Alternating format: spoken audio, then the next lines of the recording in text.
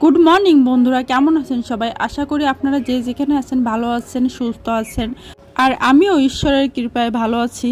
আর এখন বাজে সকাল 9টা থেকে আমার ব্লগটা শুরু করলাম। আশা করছি আজকের ব্লগটা আপনাদের কাছে ভালো লাগবে। আর আজ হচ্ছে আমার শ্বশুরের বাৎসরিক অনুষ্ঠান। গতদিন রাত্রে আমি ঠিকঠাক মতো ঘুমাতেই পারিনি। আমার বাসায় যদি কোনো অনুষ্ঠান থাকে তাহলে তার আগের দিন থেকে আমার ঘুম বন্ধ হয়ে যায়, যে কোন কাজটা আগে করতে হবে, কোন কাজটা পারফেক্টলি করলে আমার কোনো প্রবলেম হবে না, কোন কাজটা আগে করে উঠতে পারবো, এটাই নিয়ে আমি টেনশনে থাকি। এই জন্য আমি সারা রাত ঘুমাতে পারি না। আর যখন ভোর 4টা বাজে তখন আমি ঘুম থেকে উঠে পড়েছি।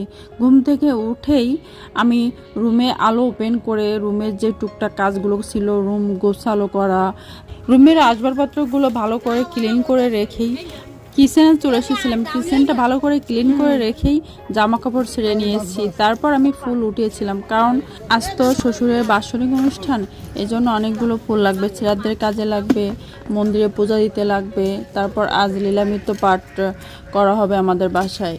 সেই লীলামৃত পাঠ করতে সেখানে ফুল লাগবে, তাদের জন্য মালা গাঁথতে হবে। ফুল উঠায় রেখে আমি আমার বাসার পাশে বৌদিদের কাকিদেরকে ডাকতে গিয়েছিলাম যে উঠোনটা লেপতে হবে, তারপর জল আনতে হবে, অনেক কাজ আছে, সবজি কাটতে হবে, মাছ কাটতে হবে।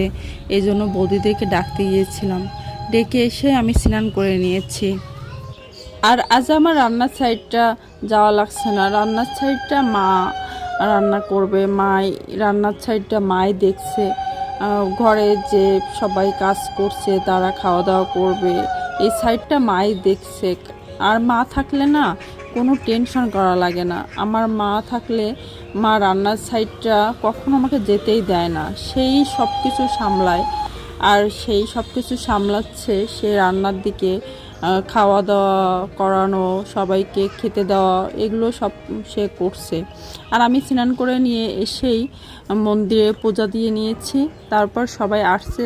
4জন মিলে লীলামৃত পাঠ করতে হয়, 4 খণ্ড করে করলে তাহলে একদিনে লীলামৃতটা শেষ করা যায়। এই জন্য লীলামৃত পাঠ করানোর জন্য আমি 4জনকে ডেকে এনেছিলাম। সে 4জন আজ লীলামৃত পাঠ করবে। আর আমি লীলামৃত পাঠকগুলো এজন্য এনেছিলাম, আমার শ্বশুরমশাই তো হরিভক্ত ছিল, এই জন্য ভাবলাম যে তার বাৎসরিক কাজটাতে লীলামৃত দিয়েই শুরু হোক। এই জন্য লীলামৃত পাঠ করিয়েছিলাম। আর বিকাল 4টে পর্যন্ত লীলামৃত পাঠ করছে।